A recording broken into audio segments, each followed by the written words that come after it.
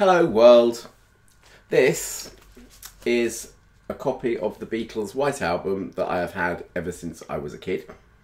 I've got this one out because it's rather yellowing now. So I got this in about 1983, something like that, 82 maybe.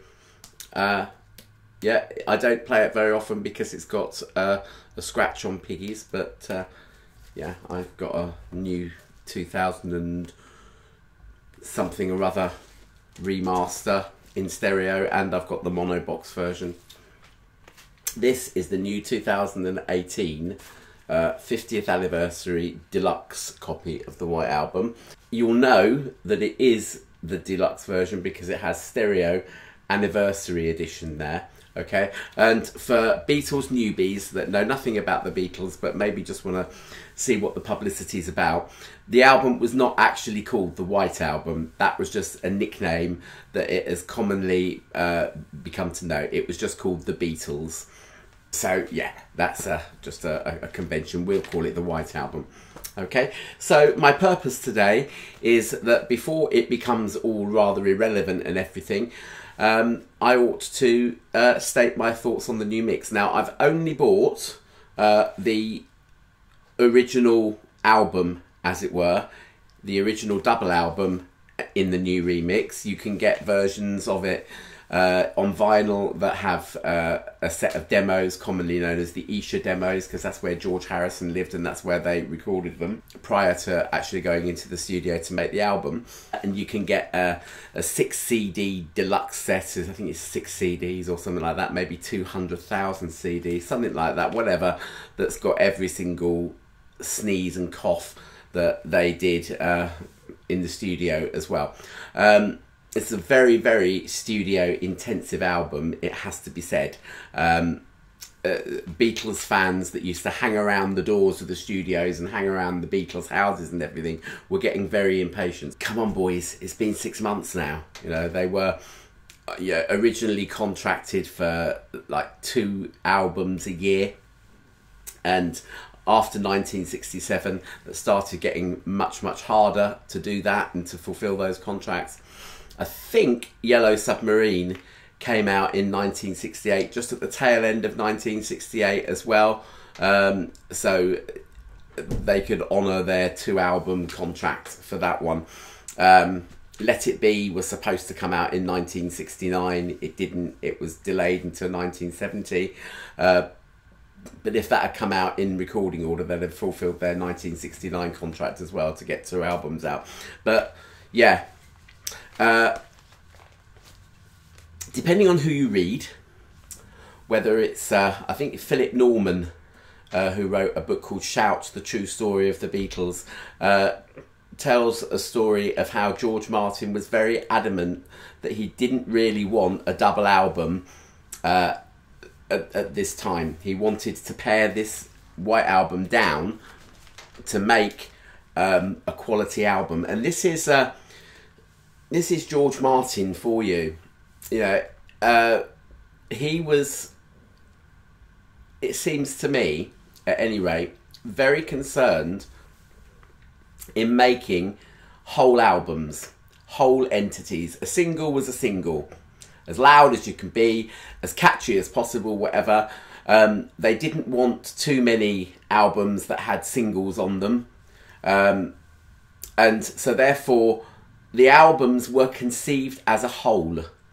I think I've been not wrong in saying that, for example, you know, the Beatles had a fair amount of input into how they wanted to structure their albums, even going back as far as Please Please Me and With the Beatles.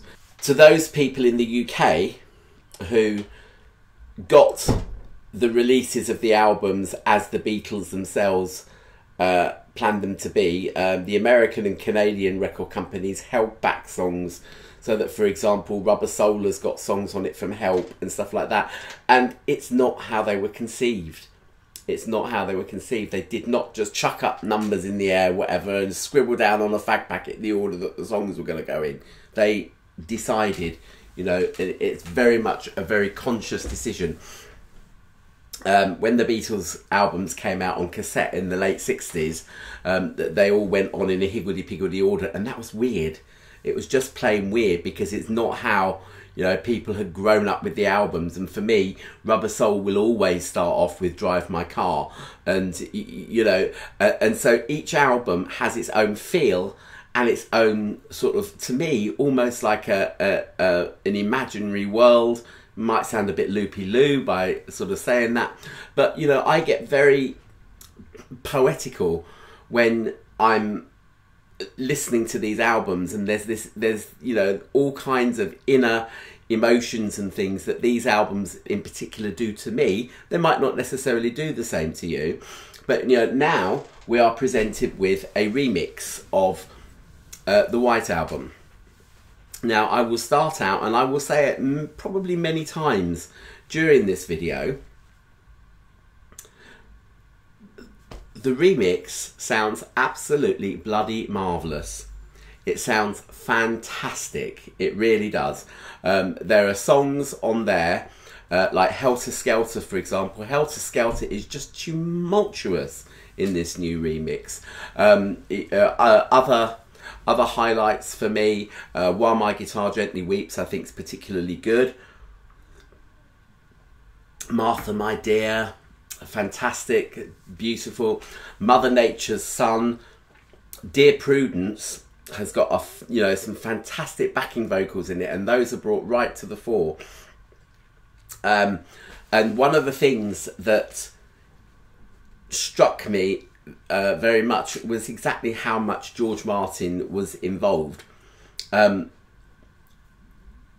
each of the records, for many, many years, since 1968, there have been 2 sentences on each side of the record. Orchestrations by George Martin. Production by George Martin. And when you listen to the Isha demos, as I did on Apple Music, and I'll talk about that later, but when you listen to the Isha demos and you just hear the boys playing them on the guitar, and then suddenly you're presented with this remix album, and all of George Martin's string and brass arrangements are all brought to the fore, and he was just so immensely talented. In many ways, this album is just as much his album as it is theirs. It is a tour de force in the same way that Sgt. Pepper was. They were just different. You know, Sgt. Pepper, full of wiggy sound effects and stuff like that. This was pared back slightly. This was back to guitars, drums, nice instruments sounding like real instruments and stuff like that, you know. And so, you know, listening to something like Piggies, for example, and hearing, you know, the beautiful orchestrations, and they're carved out, they're etched out in, you know, true Technicolor. The remix sounds absolutely amazing. But, and this is why I started off with that little preamble, really. It sounds like Giles Martin has got himself involved in every song and treated each song itself as its own entity, and therefore what the album does not do for me is create the same amount of tension and excitement and release, and then, you know, by the time that you get up to Cry Baby Cry, really the tension has built up so much because you're anticipating this thing called Revolution 9, which is about to happen. And Revolution 9, to me, drew together all of the tensions that were involved in making that album. Now, Paul McCartney is going to look back with his rose-coloured spectacles and say, yeah, you know, it was all rosy and everything, and we had a great time making the White Album and whatever. They patently didn't. Ringo left during a couple of the sessions, so that the drumming that you'll hear on Back in the USSR is actually Paul's drumming. And yes, you know, this was now sort of, you know, really the middle of the end for the Beatles. And, you know, we knew that. You know, even looking at the poster, you know, the only pictures of the Beatles together on that poster are old pictures. The rest of them are separate pictures. They are 4 separate pictures, 4 separate photos of each Beatle separately. And it is true that, you know, although they all contributed and made fantastic contributions to each other's songs, they didn't have this same togetherness about them. It was the 3 Beatles backing Paul, or the 3 Beatles backing George, or the 3 Beatles backing John, or even the 3 Beatles backing Ringo. And also, and yeah, this will come out because I went through my set of Beatles anomalies that I've gleaned off the What Goes On website, and I went through and I stuck a pair of headphones on and listened to the Apple Music version and went through all the anomalies there, and it does come down to the fact that George got a particularly raw deal out of it. Paul McCartney spent yonks making Obla Di Obla Da, to the point where everyone was fed up with it, so that when George wrote Savoy Truffle, he said, you know, very ironically, we all know Obla Di Obla Da, because we've, you know, been playing it for about the last 2 weeks non-stop or whatever, you know, making umpteen versions and whatever.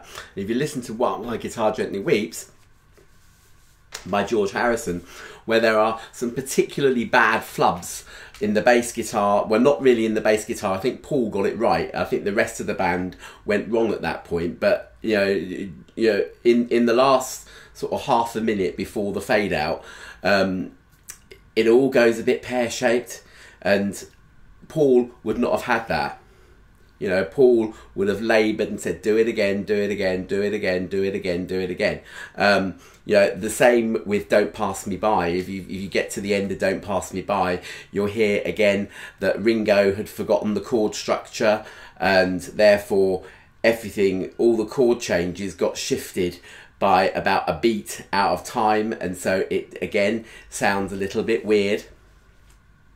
And yeah, so all was not as it should have been by that time. John is on record as saying that he tried to avoid playing on just about every George Harrison song by that time. So it's, you know, there's an awful lot of nastiness going on there, especially given that George ended up lending his guitar to John's solo Imagine LP, and you know, and so yes, there were real complex relationships going on at that time, real tensions going on there, and therefore sides 1 to 3 of the White Album are up, down, up, down. So you've got, you know, like for example, back in the USSR, you know, gritty rock and roll, fantastic, and then suddenly it moves back. The whole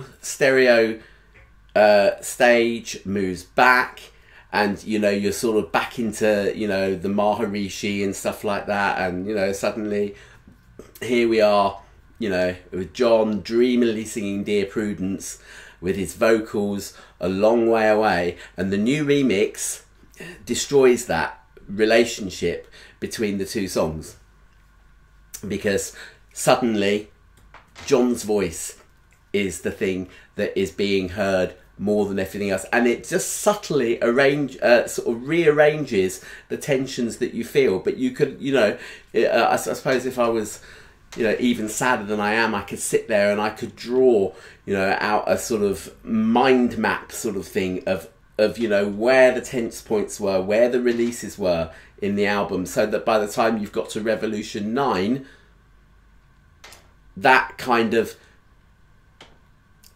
meshes the whole lot of trouble together, you know. And again, you know, knowing what I know, you know, that Paul and Ringo had nothing to do with Revolution 9, and then suddenly, boom, good night. Don't have nightmares. and again, everything steps right back, you know, and you haven't got that same, yeah, the same sort of relationship between the tracks. It sounds like the new mix has been conceived as kind of you know, standalone tracks. You know, I think even to the point where we're used to the exact timings of the seconds between the gaps of each song, and sometimes they're not quite there. And you know, it's a remix.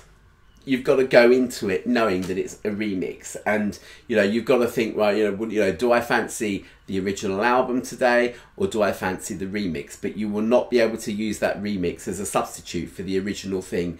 You know, the best version of the original thing that is in current circulation, I think, is the stereo double album from 2000. I keep forgetting whether it's 2011 or 2012.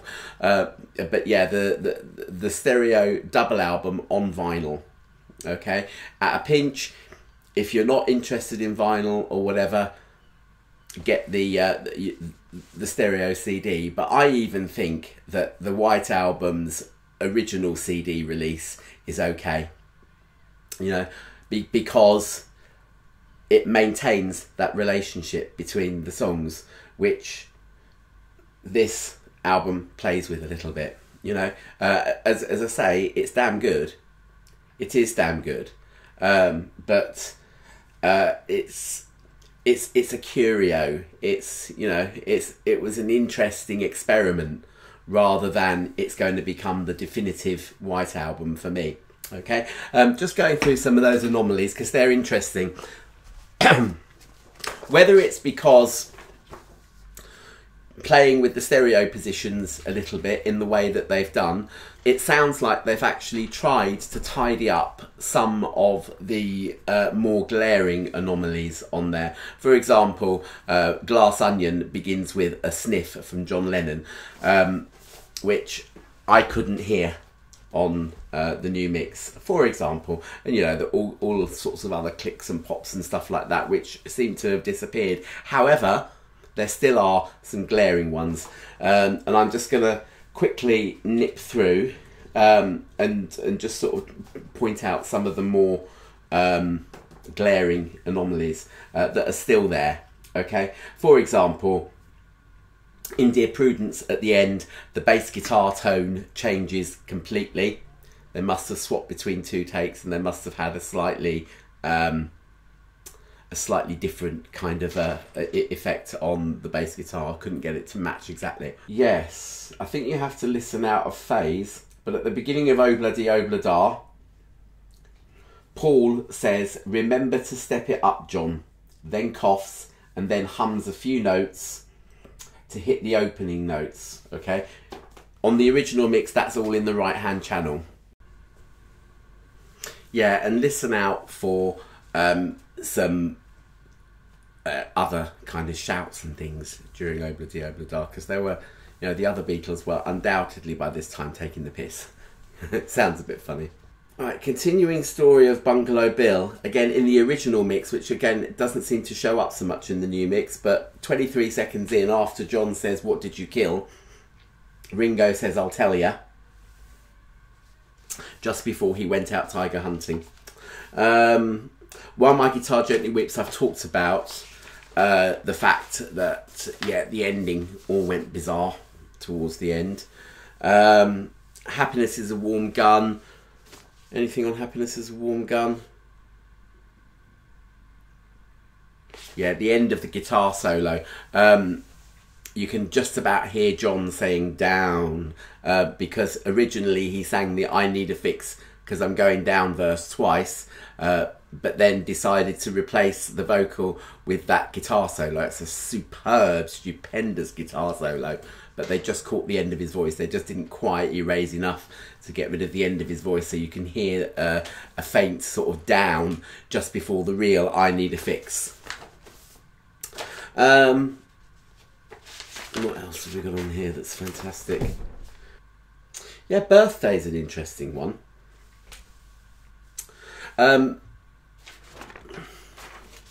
Again, it's to do with them erasing a vocal take and putting a new one on.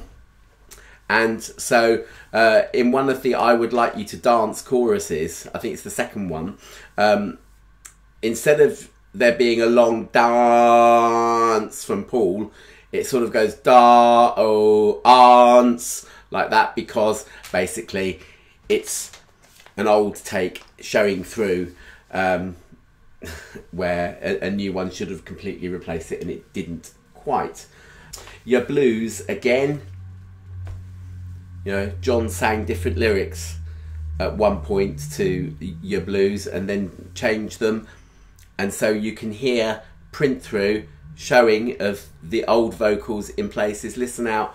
You know, this is in the My Mother Was of the Sky, My Father Was of the Earth. All of those verses, you can hear traces of backing vocals in there, which again they haven't really quite managed to clear up on the new mix.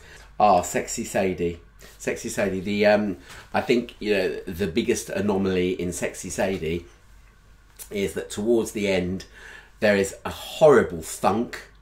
It's still there on the new mix, and I think it's the first time I've ever really heard it properly on the new mix. It sticks out like a sore thumb, you know, just right up, you know, I think it's 3 minutes and, where is it? 3 minutes and 2 seconds. A horrible thunking sound there. Helter Skelter is absolutely amazing. I would encourage anybody to go onto the What Goes On website. Okay, it's called the Beatles Anomaly List. So if you Google What Goes On anomalies, then you will you'll get this website, and it is fantastic. Read through Helter Skelter. You know, you can get all of the noises and all of the you know, the faint chatter and stuff like that. They've transcribed it, and it's, you know, it's brilliant. Especially a bit that's where Paul says, and this is at 2 minutes 50 seconds, 2 minutes 57 seconds until 3:09, 3 minutes and 9 seconds. Sounds best out of phase, but it really is dead clear when you listen to the new mix as well. Paul says, "Listen, shall we hear that? See if the E's on." And then says, "Are you coming, son? I saw you do that, you little bugger. Put your bloody hands on your head. Come on." It's very, very quick. It's very, very faint, but it is there. It is there. Have a listen to it again. Okay, 2 minutes 57 seconds to 3:09. I'll say it again. "Listen, shall we hear that? See if the E's on." And then he says, "Are you coming, son? I saw you do that, you little bugger. Put your bloody hands on your head. Come on." And it's there, and it's there. Fantastic. There's an awful lot of writing about the chatter at the beginning of Revolution 1. But, you know, again, you know, people will complain about Revolution 9. They'll, you know, say, "Oh, it sounds too weird for the Beatles," or whatever, or "it sounds like Yoko and I have to skip past Revolution 9. Don't skip past Revolution 9. Listen to it. It is an absolute work of genius. It is wholly needed.